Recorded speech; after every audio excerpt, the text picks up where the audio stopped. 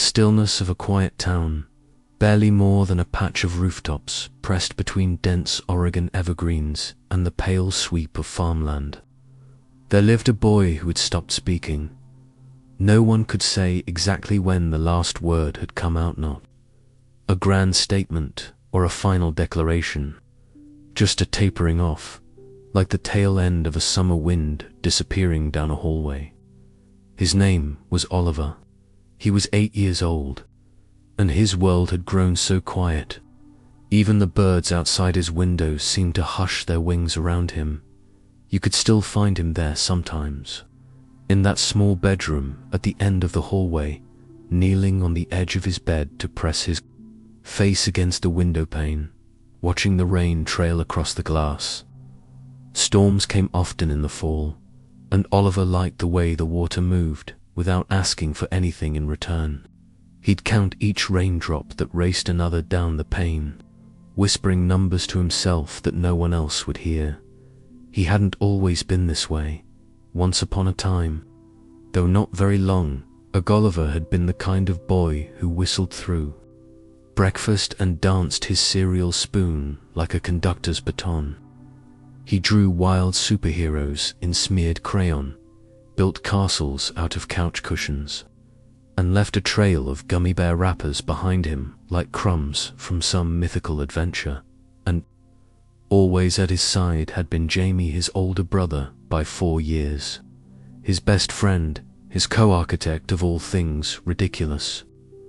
Jamie had a mop of untamable hair, a laugh like a trumpet, and the uncanny ability to turn even school pickup lines into gladiatorial duels. Together, they were unstoppable. Until, very suddenly, they weren't. It happened on a Thursday. A car, a turn too sharp, a silence too long. Jamie never came home. Death has a way of making everything louder and quieter at the same time. In the Hartley home, voices turned reverent, footsteps cautious. The house that once rang with Nerf gun battles, knock-knock jokes, and mid-evening chores done to Taylor Swift in the background now sat heavy, as if holding its breath. Oliver, once a boy of boundless invention, drew only clouds, now grey ones, curling on the edges of his notebooks like breath on glass. His parents, Catherine and Daniel, did their best, holding it together with casseroles sent by neighbors and half-filled therapy pamphlets wilting on the kitchen table. But grief bleeds in all directions, and children often feel it the deepest when they can't explain how. Oliver wasn't angry. He wasn't even crying much. He simply disappeared inside himself. His teachers started reporting that he no longer participated. No more show and tell. No hand raised in class. He didn't eat much, didn't sleep well. At night, they'd hear whispers behind the door, little mutterings to someone who wasn't there. The therapist said it was trauma-induced selective mutism, a coping mechanism. He would speak again, perhaps, or he wouldn't. Grief worked in strange, uninvited rhythms, and so life twisted on quietly. But that's not where our story really begins. Our story begins, believe it or not, with a fairground, not a grand affair. Just the local harvest carnival, set up on the elementary school's soccer field. There were paper lanterns hung on coat lines, stale kettle corn in tissue bags, and midway games that creaked in protest whenever anyone tried to win them. And at the very last booth, tucked between a face-painting tent and a Hebale photo op spot, rested a folding table with a plastic cooler and a handwritten sign, "Win your very own goldfish." It smelled faintly of sweat and corn dogs, not quite the stuff of legends. And yet that was where Fred first made an entrance. He wasn't impressive, Fred, just a dab of orange flickering inside a sloshy plastic bag. He looped his tiny body in slow, uncertain spirals, bumping gently against the bag's curved edge, like a confused dream circling itself. He had the kind of face that always looked mildly startled. Fred didn't know he'd been won by Oliver's aunt on a reluctant outing. She hadn't planned on bringing anything home, but something about Oliver's silence made her desperate. She wasn't especially good at talking about feelings, but she figured a goldfish was something you could take care of, without it needing to ask big questions. She handed the bag to him in the kitchen, her voice reaching for lightness. "Thought your room might be too quiet without a little company," she said. Oliver didn't react. He stared at Fred the same way one might look at a puddle.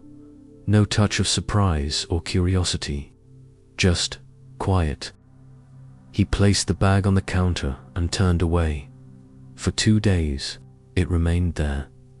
But on the third night, well after dinner, dishes had been put away and the house fell to that hushed end-of-day stillness, Oliver returned. He padded barefoot down the stairs, past the hallway nightlight and the echo of his brother's old shoes still by the door. And he stood in front of the kitchen counter, eyes level with the bag. Fred floated listlessly inside. The water had warmed too much under the overhead lights. It shimmered like amber glass. They looked at each other, one boy, one fish. No expectations, no introductions, just a small gaze shared between two very different kinds of loneliness. It's hard to say what changed. Perhaps it was nothing more than the way Fred slowly spun himself upright and drifted toward the side of the bag closest to Oliver, like he somehow knew that a present, soft, quiet, but deeply curious was nearby. Oliver blinked once, swallowed, opened his mouth, and whispered, brittle and soft in the dark, "You look like a Fred." The name Fred came from a joke Jamie used to tell. Something about a superhero goldfish, whose only power was forgetting everything every 3 seconds, but still trying to save the world anyway. Fred the Fearless. It wasn't much, but it was the first word Oliver had spoken in weeks. The next morning, the fish had a Homer modest plastic tank set on the nightstand beside Oliver's bed. The kind of tank that hummed quietly when the filter kicked on every hour or so, as though reminding the room that something small and alive was swimming in its very heart. Fred didn't do tricks. He didn't blow bubbles in interesting shapes, or leap dramatically. He mostly floated, blinking one eye at a time, swimming circles that made no logical sense. But every time Oliver leaned close, Fred would turn his little body toward him, every single time, and slowly, almost too slow to notice it, began. Oliver sat there longer, watching, whispering. The whispers got longer and louder, half-formed thoughts at first, then stories he told Fred about the dreams. The ones where Jamie walked right past him and disappeared through a door Oliver couldn't open. He told him about the things he forgot to say, the ones that kept rattling in his chest like pennies in a jar. He asked Fred what he thought happened after people died, then laughed to himself when Fred didn't answer. "Yeah," he murmured, "you and me both." By the end of that week, a new drawing appeared on the fridge. It featured a bright orange superhero with a cape made of aquarium bubbles and a speech bubble that read, "Don't let sadness win," signed OH on the back. In small handwriting, inspired by Fred. There are stories where heroes crash through walls, and there are stories where heroes wear capes and leap from buildings. But once in a while, you meet a different kind of story. One where a frightened little boy finds himself again, not through grand gestures or sudden awakenings, but in the eyes of a clumsy goldfish who never did anything more than show up, swim close, and stay. That's where this story begins, with a $3 goldfish, a whisper in the dark, and the first ripple across the surface of still water. Oliver used to be a boy of gravity-defying joy, the kind of child who never walked when running. Skipping or bounding would get him there faster. Mornings began in superhero capes and ended in cardboard forts built under the dining room table. He named ants on the sidewalk. He rescued worms after the rain. He believed shadows had personalities and clouds were just slow-moving animals in disguise. And through it all, Jamie was by his side. Jamie, 4 years older, but never too grown to kneel in the grass and help trace constellations in dandelion seeds. He was the type of brother who let Oliver win races when no one was looking, who taught him how to launch paper aeroplanes from their bedroom window with perfect spin. If you looked closely, you could often find them curled together in a beanbag chair, swapping bubblegum jokes and superhero origin stories, laughing at something only brothers seemed to understand. But on the day the world changed, there was no fanfare, no swelling music, just a siren in the distance, a ringing phone, and a sudden silence that felt colder than any sound. Jamie had taken his bike to the corner store. It was only 4 blocks away. There was a slick patch of road a car. Turning to fast end, no one could undo it. What followed wasn't loud grief, at least not for Oliver. It was the sound of clothes left hanging in the closet untouched, of Jamie's favorite cereal sitting unopened in the pantry, of his seat at the dinner table waiting, then slowly disappearing beneath a clutter of unopened mail and medical brochures. Oliver seemed to vanish with him. There were no tantrums or flung toys, no shouted why into the universe, just absence, quiet and sticky, like molasses in the seams of his days. He stopped drawing, he stopped laughing, he stopped speaking altogether. Catherine and Daniel, his parents, didn't know how to hold this new version of their son. They were drowning in their own sorrow, their own quiet disarray of bills still unpaid, meals left untouched, and bedrooms they could no longer bring themselves to enter. They tried their best. They really did. But grief, when it arrives, out like fog. It fills corners and coats, picture frames, and lingers in the breath. Between good night and goodbye, Oliver's teachers noticed first. His desk remained neat, untouched. While the rest of the class colored bookmarks for library week, Oliver sat motionless, his crayon box unopened. He didn't play at recess. When prompted to write a sentence in a journal, he drew a single rain cloud in the corner of the page. It didn't feel rebellious, just resigned. They sent notes home. The counselor called, and eventually a child psychologist was brought in. Selective mutism, they said gently. A coping response to trauma. He's overwhelmed. The silence is what feels safe. But labels don't solve silence, and explanations don't make you feel less alone. At home, Oliver's world narrowed to a few small rituals. He'd wake early, pull Jamie's old hoodie over his pajama shirt, and sit cross-legged on the couch watching the fog roll over the woods behind the house. The hoodie sleeves always fell past his hands. He never once pushed them up. In his room, Jamie's old baseball cap hung on a hook. Every night, Oliver would climb under his blankets with it beside him like a talisman. He touched it sometimes, not with reverence but with instinct, like people rub rabbit feet for luck with no memory of why. He didn't ask to change rooms. He didn't ask for new toys. Truth be told, he didn't ask for anything. The house itself adjusted, a reluctant witness to absence. Laughter was no longer a sound it remembered. The once chaotic clatter of kitchen dishes after family dinners was replaced with the soft click of plates being rinsed and put away in silence. Catherine still set out 3 plates by habit for nearly 2 weeks before correcting herself. Once, Daniel came home holding Jamie's repaired bicycle. It had been retrieved from the accident site, fixed by a shop owner who hadn't known. He placed it gently in the garage and wept against the handlebars until his shoulders stilled. Grief, it seemed, was contagious, and Oliver was its quietest patient.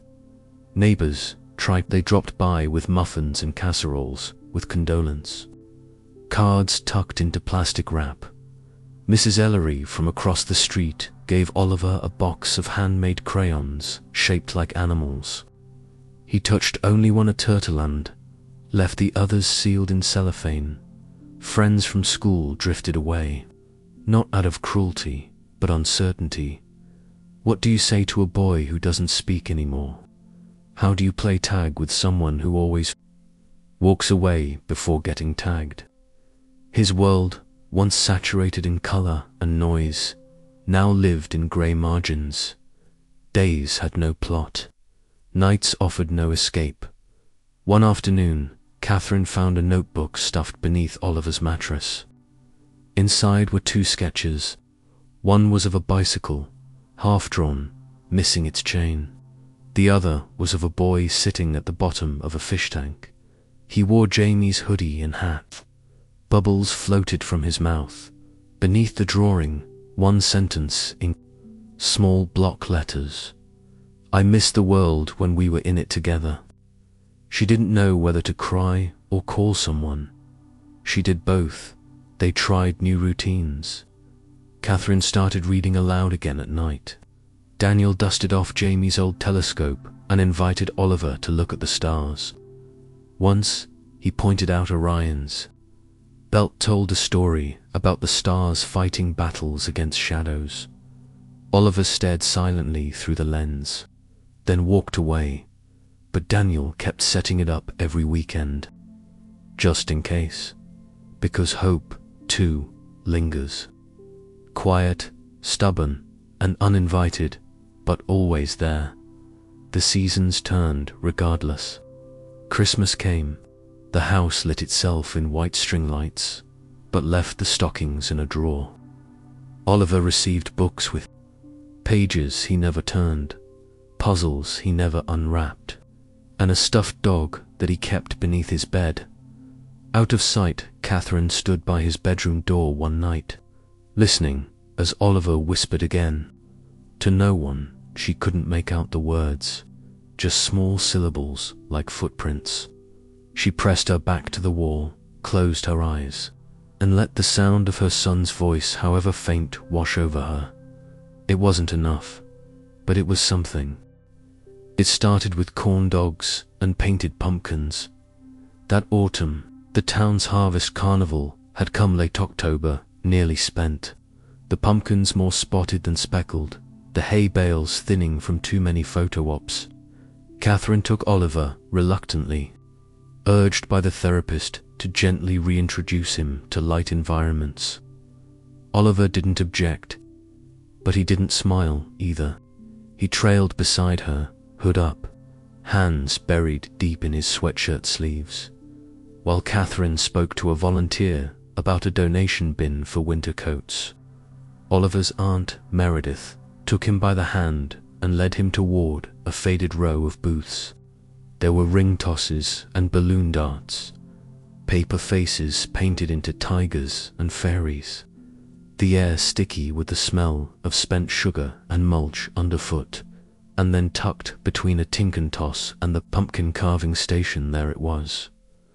A folding table, a blue plastic cooler, a hand-lettered sign that read, "Win your own goldfish." The goldfish booth had seen better years. A tarp flapped lazily overhead. The lady behind the table was crocheting, half asleep. Beside her, a boy barely older. Then Jamie flicked ping-pong balls into shallow dishes of water, none quite landing. Perched atop the table was a line of plastic bags, each one sloshing gently with water to cloudy under fluorescent bulbs. Inside each, a tiny orange, or white blur, sometimes darting, sometimes still. Oliver barely spared them a glance. But Meredith lingered. She watched them for a moment, then reached over and picked one at random. The fish twitched once, startled. She handed the bag to the boy, who wordlessly nodded and passed along a soggy prize ticket in return. She didn't win it, she bought it, not out of strategy but instinct. Later, as they stood in the kitchen, she offered the bag to Oliver with both hands. He didn't take it right away. Instead, he stared at the wrinkled cloud of plastic, at the water collecting dew on the inside, at the fish inside looping slow crescents as though lost in a memory. Meredith's voice tried for lightness. "Thought your room might need some company," she said. Oliver said nothing. She waited a beat longer. Then, with a sigh that didn't want to sound disappointed, she placed the bag gently on the counter beside the toaster. Catherine murmured a quiet thank you. Oliver drifted away without a glance backward. The bag remained. For 2 full days, it sat untouched. No one wanted to say what they were all thinking, that maybe the bag would be knocked over, forgotten, or simply thrown away. With the next round of grocery waste, the fish, for his part, kept swimming in listless spirals. A single piece of tank gravel left behind by whoever prepped the bags clinked softly every time. He turned too sharply. He wasn't beautiful. Not particularly. A little lopsided. His tail fin slightly thinner on one side, the color around. His gills not golden but rusted, like an aging coin. But he moved. And in this house, movement was something. Late on the 3rd night, the sound of light feet on linoleum disturbed the silence. Oliver had crept out of bed. He wore Jamie's hoodie, again oversized, the hem hitting his knees. His hair was tousled from sleep, one hand still damp from where he'd gripped his pillow. He stood at the edge of the counter. The kitchen lights were off, but the street from outside shone just enough through the window to make the water glow faintly. Inside it, the fish floated in the upper tilted, but not struggling, quiet. Present. Oliver leaned forward until his nose almost touched the plastic. The goldfish didn't flinch. He simply turned awkwardly, slowly, and swam toward the front of the bag. For a long moment, neither moved. Then softly, as though afraid the word might crumble in his mouth, Oliver whispered, "Fred." The name hung in the air like a dust mote. Barely real, but something about it settled. Jamie had once made up a story about a goldfish superhero who forgot everything every few seconds, but still leaped into battle because he believed he could help. Fred, the fearless, Jamie had laughed one night under a blanket fort, clutching a flashlight beneath his chin. Goldfish by day, hero by dinner. That old idiotic joke lived somewhere deep in Oliver's ribs. And now it surfaced. He looked at the little orange fish and said it again, this time louder, "Fred." The next morning, Fred had a home. It wasn't elaborate. A plastic tank from the cupboard, once used for temporary frog rescues and firefly adventures. Catherine rinsed it and filled it with water, set it gently on Oliver's nightstand, smoothed a cloth underneath to prevent scratching the wood. Fred was moved from his sloshy bag into the small tank, while Oliver watched silently, hands tucked into his sleeves. Catherine expected him to leave immediately after. He did instead. He stayed. He sat cross-legged on the bed and leaned in, nose nearly to the glass, as the little fish darted in startled loops around his new space. After a few seconds, Fred settled, swam toward the side closest to Oliver, and lingered there hovering, watching. They say goldfish only have 3-second memories, Meredith had said the night before. But maybe that's what makes them brave. At first, Oliver only stared. But then, he spoke.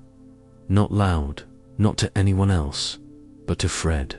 A whisper, a murmur, a fragment of story. He told him that his room had been quiet for too long, that his brother used to hum every night before they fell asleep, terribly off-key, and that now the silence made his ears ache. Fred, naturally, didn't respond. But he didn't swim away either. And in the world of grief, that's more than most. Minute by minute, a rhythm built. Every morning, Oliver would tap the side of the tank 3 times. Fred, groggy and slow, would twist toward the sound by evening. Oliver would read aloud, not proper books yet, but brief pages from old picture books. Sometimes just a line or two. Sometimes only whispers of them. One night he left a drawing outside his door for no one in particular to find. It showed a small orange shape with a cape made of bubbles, smiling beneath the words, "Fred the Fearless. He forgets everything, but he never gives up."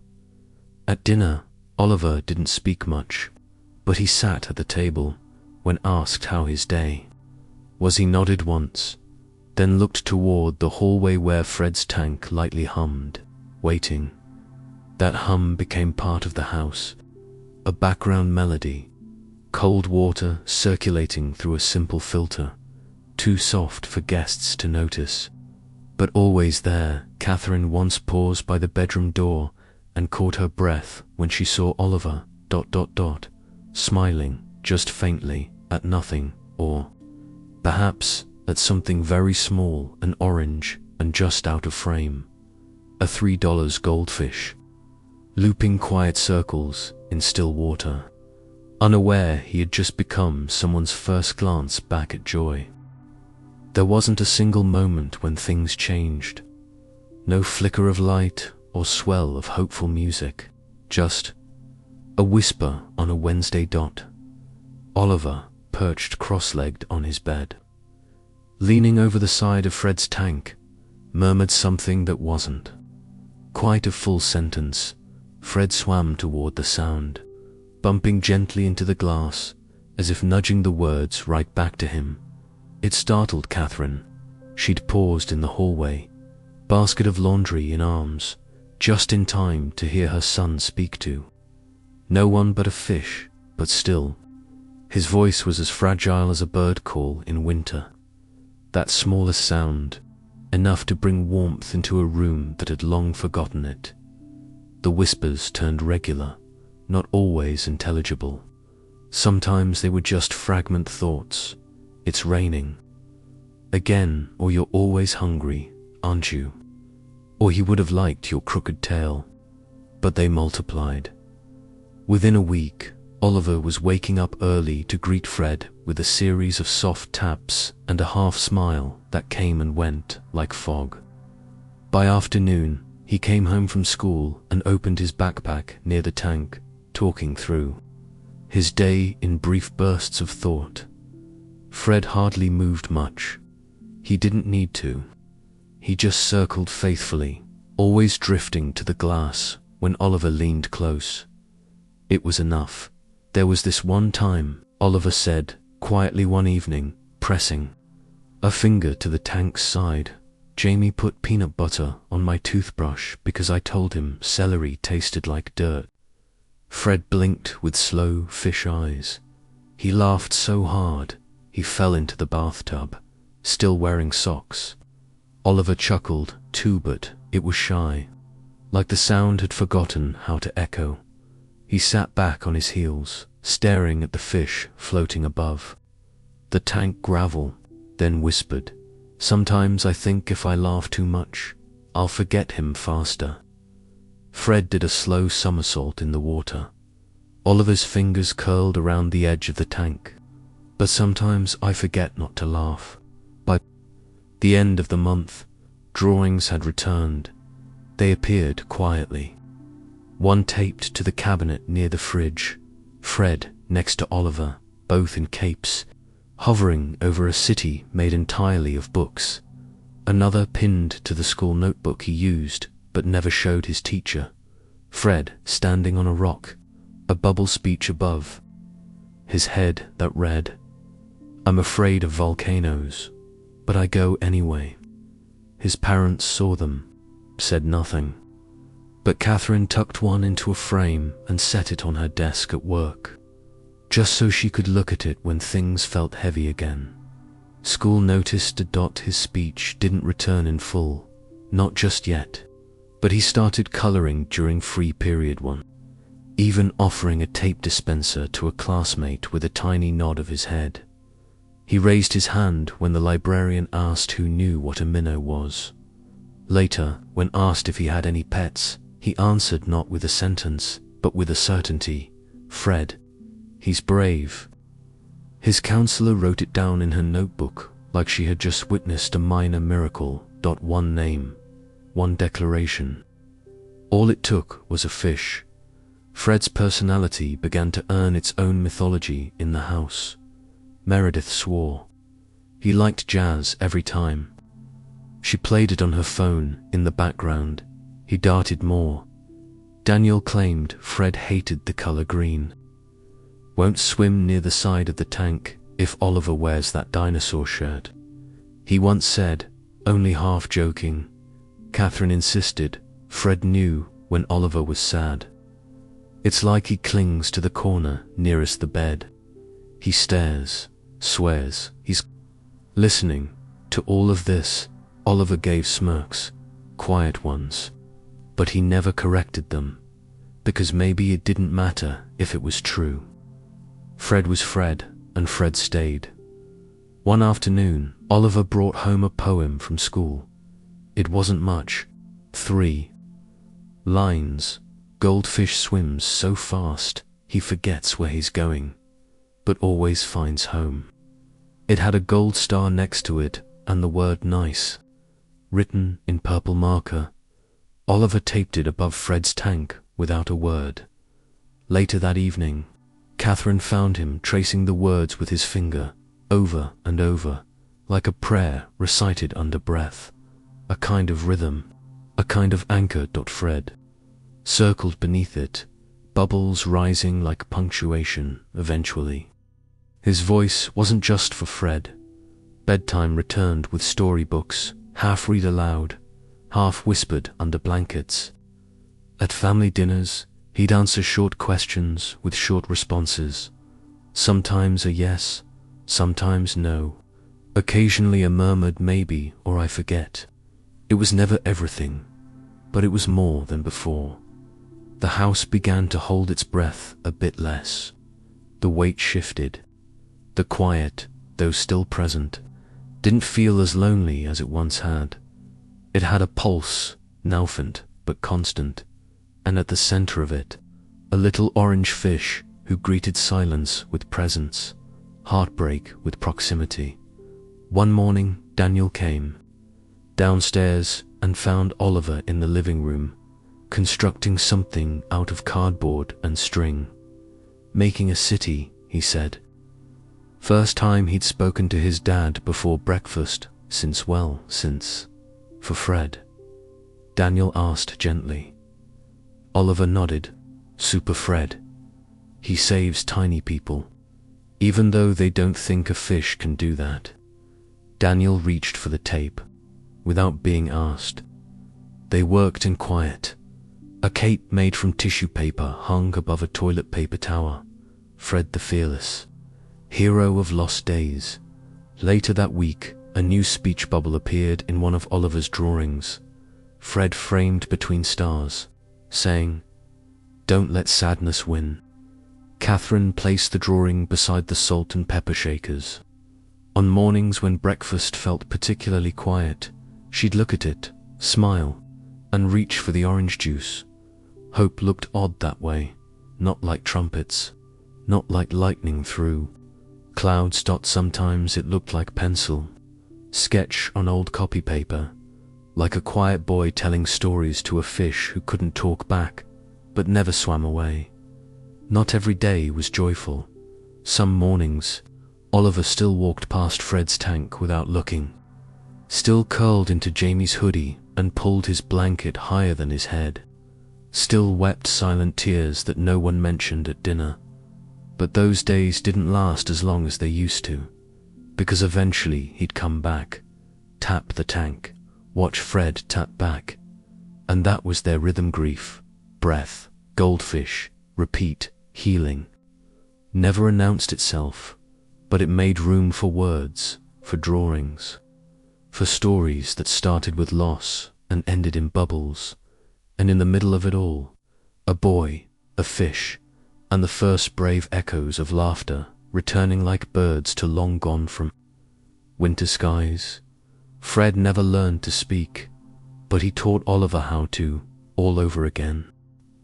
It began with a puddle, just a small glisten on the hardwood floor near Oliver's bedroom. At first, Catherine thought their aging dog might have had an accident, though even that felt odd. He hadn't wandered upstairs in months. But the puddle was clear, not cloudy, and when she glanced toward Oliver's room, she saw the second sign. A thin trail of water shimmered beneath the door. She pushed it open, slowly, already bracing for something she couldn't name. The room looked mostly the same. Books stacked near the bed, art taped to the walls, Fred's tank humming quietly near the window, except it wasn't humming anymore. The tank was cracked. From the bottom right corner, thin splinters of glass radiated like spider legs, barely visible at first, but enough to let water seep through. Most had already leaked, soaking the small cloth underneath and pooling onto the nightstand, then dripping, drop by drop, to the floor. Fred was gone. Not entirely, but displaced. Amid the chaos, the tiny fish had been flung from the low lip of the tank, his body now glistening weakly on the damp tabletop between books and flattened tissue paper stars. Catherine gasped. Daniel, her voice cracked somewhere in her throat. A mother's panic, a breaking heart, breaking again. Daniel came running. He didn't ask, he saw, knelt instantly, cupped Fred into the shallow bowl of his hands, and rushed downstairs without waiting for towels or shoes. Catherine followed him, calling for Oliver, already dialing Meredith, already scanning her mind for pet store hours, emergency remedies, anything. Oliver was just outside the bathroom door, frozen, barefoot, arms around himself like a tree bracing for another winter. What happened? He whispered. Not accusatory, not panicked, just ... Braced. Catherine turned, reaching toward him. It hit cracked. Sweetheart, we didn't see it in time. We've got him in the cereal bowl. There's still a chance. Oliver blinked once, then ran. They made it to the kitchen in chaos. Fred now floated barely in the largest cereal bowl they had. It was Luke Skywalker themed, from a long-forgotten cereal box prize that Jamie used to insist wasn't dishwasher safe, so don't you dare. The irony of Fred's new headquarters being emblazoned with a spaceship would have made Jamie snort, but no one was laughing. Daniel steadied the bowl on the counter, hand cradling the side like it might slip away. We need something, he said, voice tight. Water treatment, conditioner, tank glue. I don't know, something. Meredith arrived just as Catherine grabbed car keys. I'll drive. The pet store lights flickered uncertainly as they arrived. It was late, near closing, but Meredith pressed her palms to the glass until someone noticed a teenager with pink hair and the kind of tired eyes that still carried care. A fish. Catherine said breathlessly, the tank broke. He's in a bowl. It's leaking too, and the girl didn't wait. She reached beneath the counter, moving fast. Here, safe drops, adjustable tank. You can use it for now, but cycle the water in small amounts, okay? She looked at Oliver, who clutched the cereal bowl, holding it with fingers far too still for a child. The girl's voice softened. He's gonna need time. But goldfish are tougher than they look. Oliver didn't speak, but he nodded once. Back home, the air shifted. Catherine moved with urgency, setting up the emergency tank on the kitchen island, unwrapping tubing, pouring conditioner, checking temperatures. Meredith read instructions aloud while Daniel knelt beside Oliver, still holding the bowl. Within minutes, Fred, limp and half-curled, was lowered into the treatment tank. At first, he didn't move, just drifted downward, landing against the gravel like a crumpled ribbon. Oliver knelt beside it and pressed his palms flat to the side. "Please," he whispered. His voice shook but held. "Please don't leave too." Nobody else spoke. The hours passed long and wide. Fred lay still for most of them. Sometimes he twitched.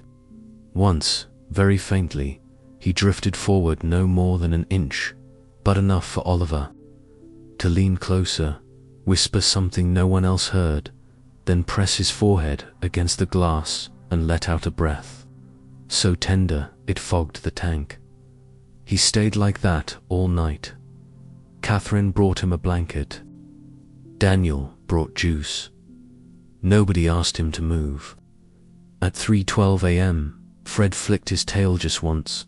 Sand shifted his body slightly upright, not swimming, but floating. Oliver's eyes never left him. By morning, Fred had moved twice.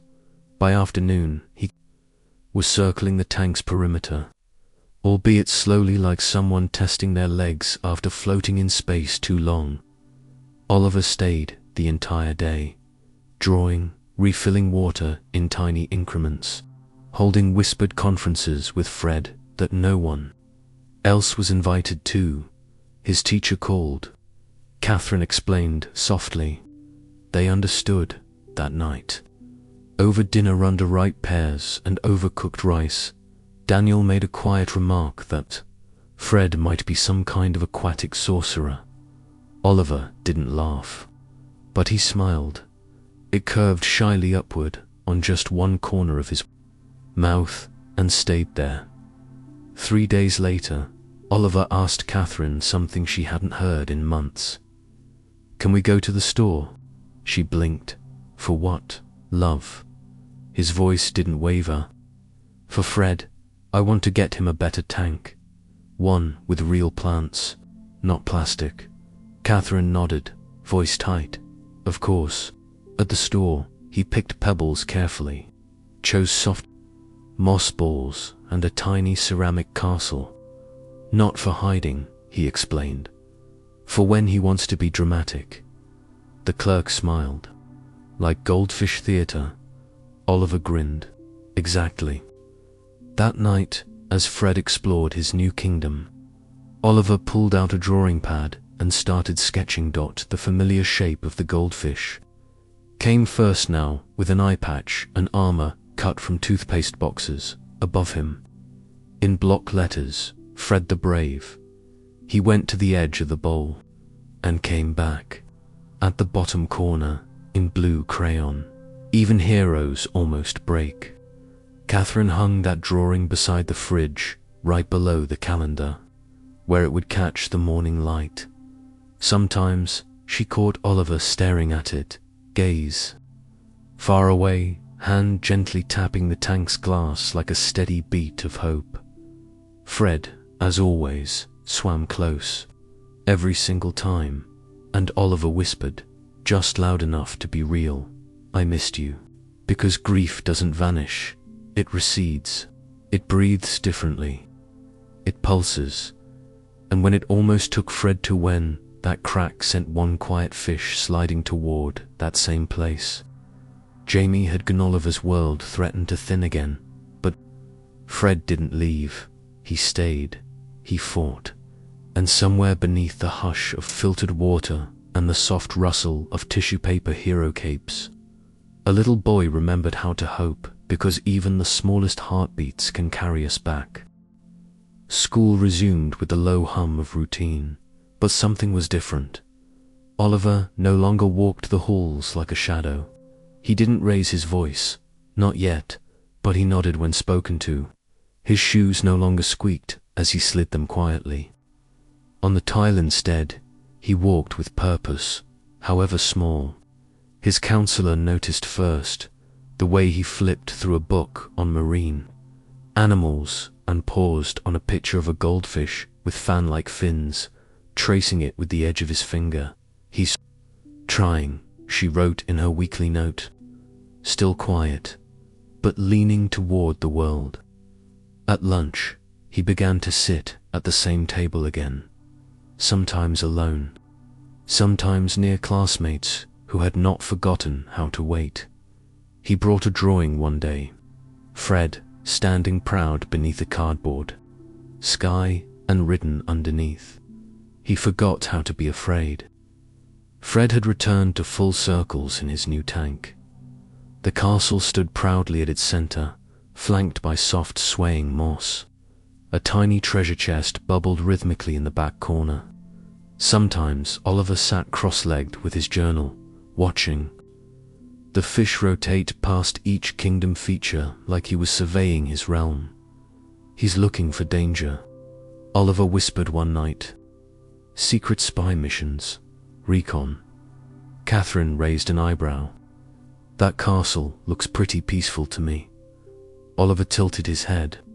"The danger's invisible, Mum, but Fred knows it's there." Then he smiled, and Catherine felt every inch of that smile land in her chest, like spring air through a window that hadn't opened in years. At school, Oliver raised his hand when asked to write about a hero. He didn't hesitate as long this time, just pulled out a pencil and began sketching while the rest of the children fidgeted around him. Fred emerged on the page bubble cape, goggles, flippers.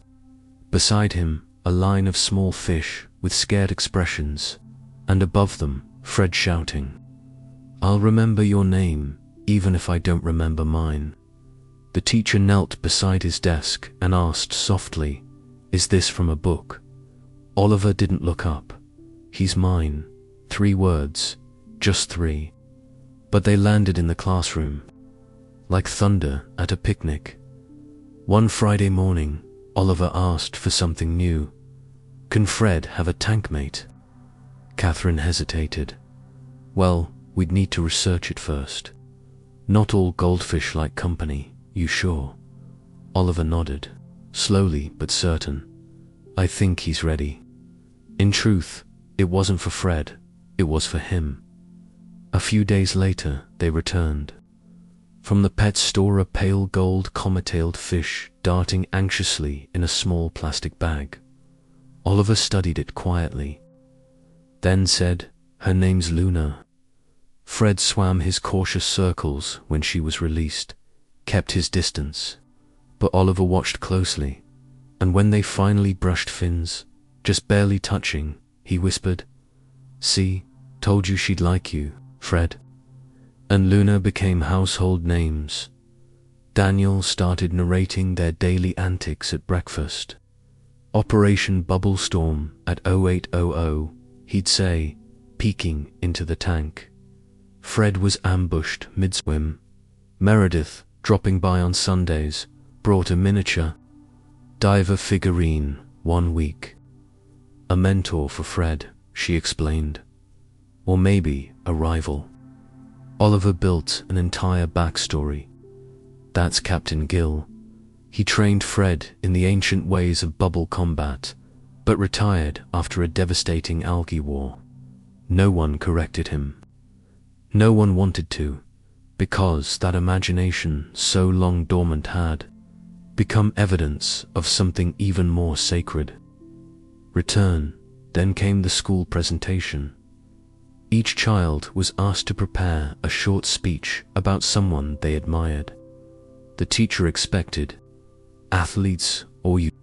Oliver, when his name was called, walked quietly to the front and placed a drawing on the easel behind him. It was Fred, not a cartoon version, but shaded with gentle fins, large eyes, floating not in a tank, but in stars. My hero.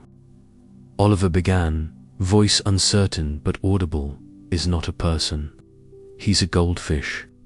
The room fell still. His name is Fred. He doesn't talk, or fly, or build rockets. But he stayed when everything else didn't. He watched me when I didn't know how to talk, and he never left. Then he paused. His fist tightened slightly against his side. He reminded me that you don't have to be loud to be brave. There was no applause code, so they didn't clap, not right away. But one girl near the back whispered to a friend, "I wish I had a Fred." After the presentation, things shifted. His teacher asked him to help organize the art supply station. He agreed. One student asked if he would draw their hamster dressed as a knight. He smiled and said, "Only if it has a bubble cape." His drawings began to appear on school bulletin boards. Tiny caped creatures flying above mountains or hiding behind cushions. Heroes everywhere, one red dot at home, Fred's artwork. Collection grew, too. One evening, a new drawing appeared on the fridge. Fred, side by side with a small boy. No capes, no villains, just them, staring into an endless sky. The stars above spelled, "We saved each other." Catherine sometimes stood in the hallway now, not in fear, but in gratitude. Inside the room, Oliver could be heard reading aloud. He'd tried chapter books, paused for Fred to swim closer before turning pages, occasionally changed voices for different characters. "I think he likes mysteries," he told Daniel one evening. "He always swims faster during detective parts." Daniel raised an eyebrow. "So, thriller fish." Oliver nodded. "Crime-fighting champion." Then tossed in a shrimp treat and whispered, "But only the good kind." Fred's bravery took many forms, most recently in one final drawing that found its way onto the kitchen bulletin board. Fred not as a hero, but as a lighthouse. His tail as the beacon light while dark waves curled around him silently. Beneath, even small things can be bright. It made Catherine cry quietly at the stove. Daniel saw it later and kissed the back of Oliver's head. Oliver just shrugged. "He's not brave all the time," he admitted softly. "Sometimes he's just floating, but even that's enough." The last Friday of spring brought sunshine and something else. A petition from Oliver. "I want to help at the shelter," he told Catherine after dinner. "With the animals?" She blinked. "You mean volunteer?" He nodded. "I think some of them are waiting for someone, like Fred waited for me." Together, they looked up the forms, called the number, scheduled their first Saturday. That night, Oliver knelt by the tank and tapped 3 times. Fred twirled once in a lazy arc, then floated near the glass. Oliver pressed his forehead to the tank and whispered, "Let's go help other kids find their fish." Before bed, he hung a new sign above the tank by paper. Scribbled letters, markers faded at the corners. The headquarters of the Brave Fish Society. Daniel called it the start of something. Meredith called it healing. Catherine just smiled through the doorway and whispered, "Welcome back, baby." Fred didn't answer, of course. He just floated toward the glass, blinking slow orange blinks, while a boy named Oliver turned off the light and whispered, "You're everything," and meant it. The years passed quietly, not rushed or loud. Seasons turned like pages, and with every one, Oliver grew a little taller, his voice a little stronger, and Fred, well, Fred swam as he always did in slow, gentle circles, as if time didn't quite touch him the same way. Oliver was 13 now. His hair curled a bit more than it used to. His laugh came easier. And while the hoodies still came from Jamie's side of the closet, the sleeves didn't fall past his hands anymore. The tank was larger now, 30 gallons that stretched across his desk like a small ocean. It held smooth river stones, real, driftwood, soft plants that swayed like slow dancers, and a small lighthouse ornament that glowed faintly in low light. Fred still swam the familiar arcs, slower these days, but no less certain. Oliver had taken up painting. It started as Doodle's tiny superhero fish, on the corners of loose paper, but with time, something opened in him, and his sketches deepened. Shadows formed. Lines thickened. Golds and blues bloomed together in steady waves. He filled sketchbooks with dreamscapes, underwater metropolises and goldfish prophets, stormy skies pierced by small orange blinks of hope. His room became an easel with a bed in the middle, his closet full of canvases, his favorite piece a soft, surreal portrait of Fred resting beneath a rain cloud hung above his desk. Written beneath it, in tiny cursive, he doesn't mind the storms, he just waits for the quiet. Friends, once unfamiliar with silence, now drifted in and out of Oliver's world like easy tide. One friend, Juniper, came often to help him, package art prints for his blogfish and light. Another, Aidan, read aloud from novels while Fred floated nearby, the occasional burst of bubbles making both boys pause, then laugh for reasons they never needed to explain. Fred, now nearly 5 years old, was legend in Oliver's school. Teachers asked about him. Students recognized him from the online shop.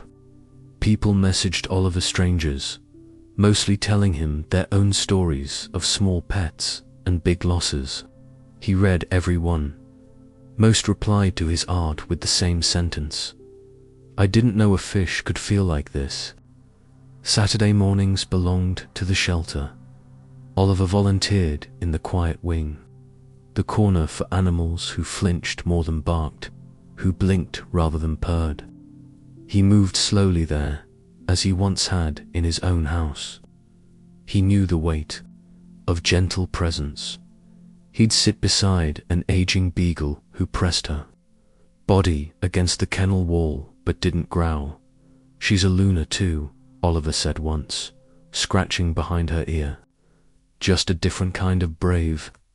And sometimes, when no one was around, he told these animals about Fred, about a tank that used to hum in the quietest corner of a quietest house, and about how silence, when shared, becomes softer.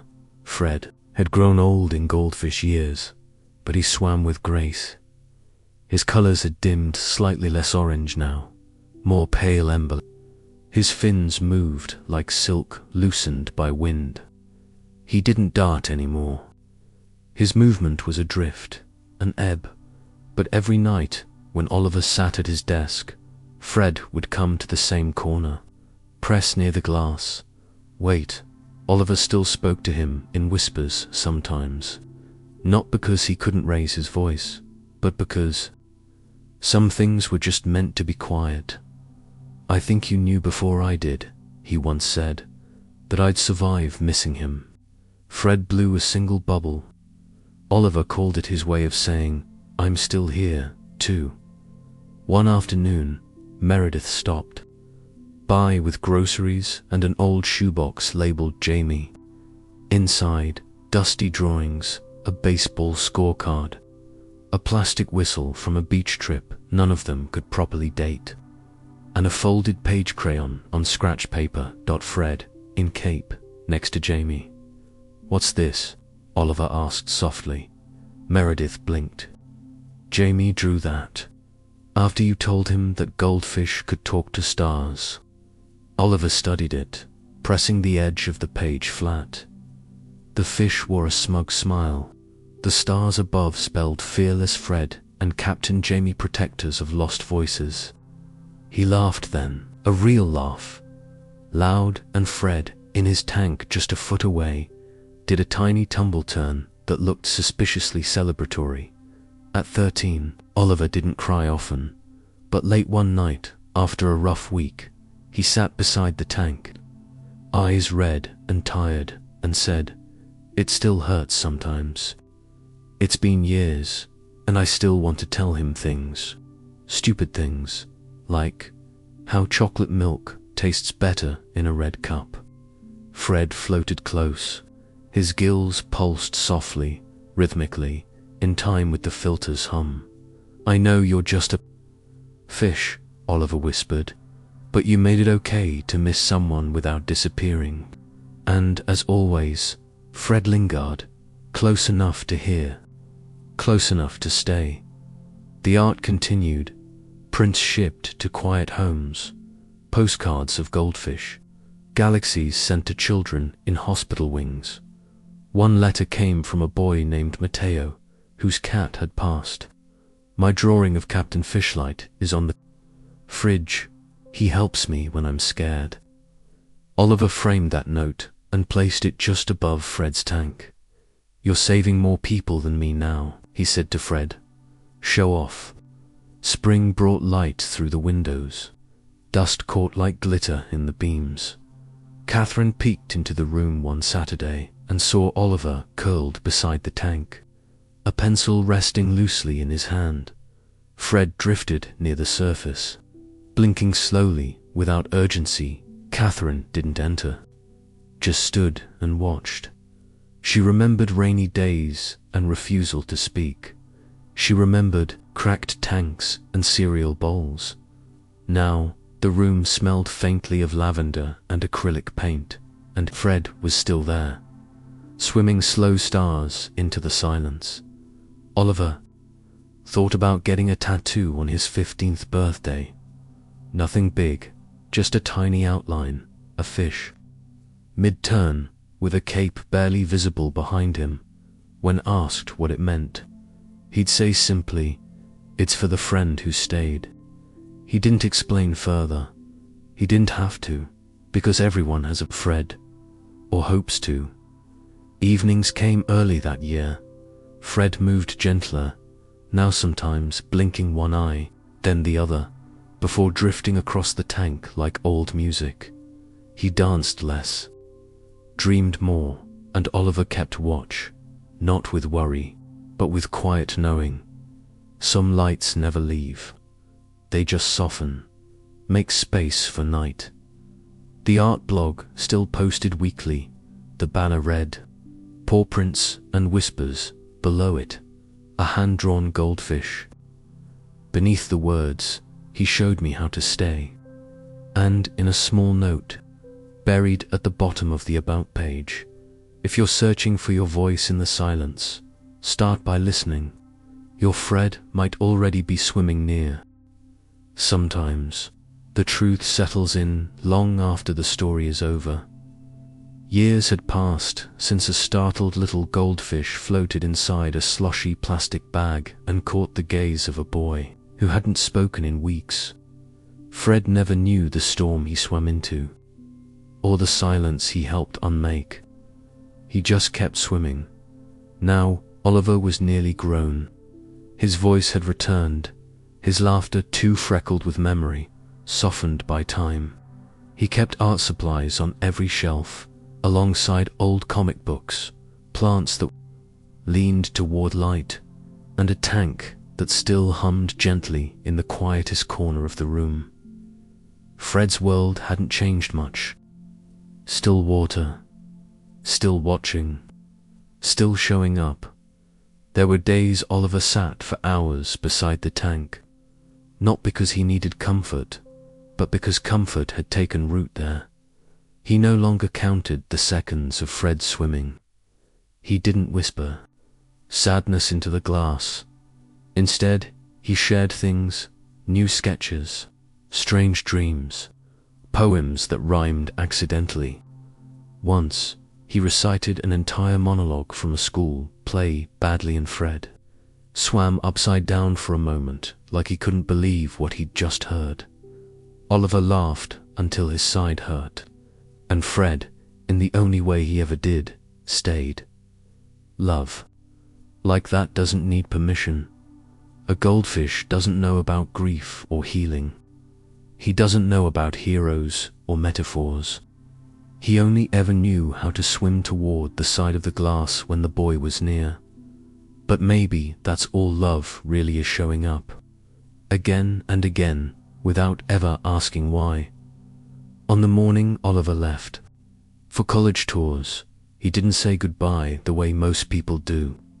He knelt by the tank, tapped 3 times, and promised to leave instructions pinned to the fridge, just in case Fred missed him. Fred drifted a little closer, his movements slower, now elegantly tired, and Oliver whispered, "You're the reason I even got to today." Before he left, he packed his sketchbook, the current one, covered in tape and marker scrawls, slipped a folded paper into the pages, a drawing of Fred, floating in a sky full of stars. No cape, no sidekick, just stillness and constellations beneath it, in pencil.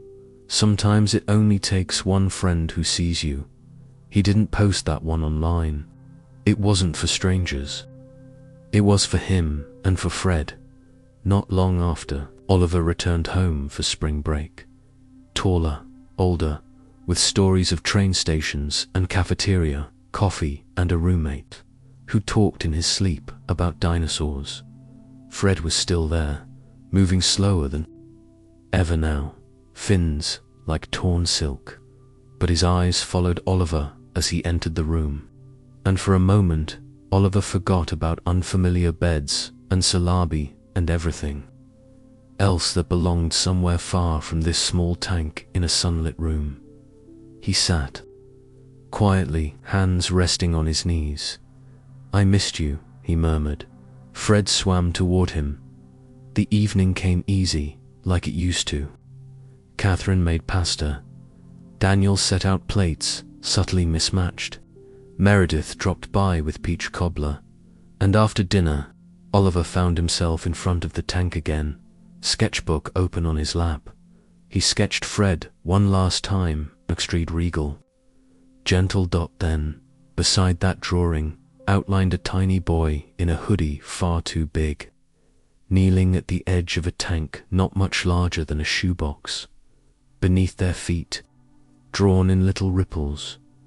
This is how the world begins again. When Fred passed, it was soft, a quiet morning, a still body near the driftwood. Oliver didn't cry right away. He sat for a long while, hands resting on the desk, watching the water flatten. The tank felt both emptier and full of something too big to name. When Catherine entered the room, she didn't speak. She just placed a hand on Oliver's shoulder and stayed there. Outside, the dog barked once at a passing squirrel. Inside, the air pulsed with memory. They buried Fred in the garden beneath the hydrangea bush. Oliver painted a small stone and set it near the roots. On it, a goldfish surrounded by looping stars. Below, just 5 words, "He stayed, so I could." Later that week, Oliver uploaded one final entry to his blog, a soft sketch of a fish, half fading into light dot, and the caption, "Some friends teach you how to live without ever speaking a word." Years moved on. The tank stayed empty for a while. Not out of sorrow, but reverence, eventually. Another fish came, smaller, silver, different. Oliver named it Echo. He never expected it to be Fred. That was never the point. You can't replace a friend any more than you can relive a moment. But you can carry them, in time, Oliver began giving talks at schools about drawing, about grief, about how humans and animals are not always that different. Once, a child in the front row raised their hand and asked, "Did your fish know he was helping you?" Oliver paused before answering, "Probably not. He didn't need to. He just swam beside me until I could walk on my own." The child thought for a moment, then said, "Maybe that's what real heroes do." Oliver nodded. "Exactly. Now and then, someone still asks about Fred." Oliver smiles. Sometimes he shows them the little tattoo on his wrist, an outline of a fish in a swirl of stars. Other times, he says nothing at all, just lets the silence settle. Because silence, too, can be holy when it holds someone you once loved. And somewhere across a stretch of memory and still water, small orange fish continues to swim. If not in a tank, then in 1,000 quiet moments, tucked into pages, laughter, and whispered dreams, forever present, forever brave. If you ever find yourself lost, ... not in the dramatic way, but in the soft ache of days when the world feels like too much ... pay attention. There may be something small, something quiet, watching you, swimming steady. Through silence and time, your Fred, already close, ready to ripple your life into something whole again.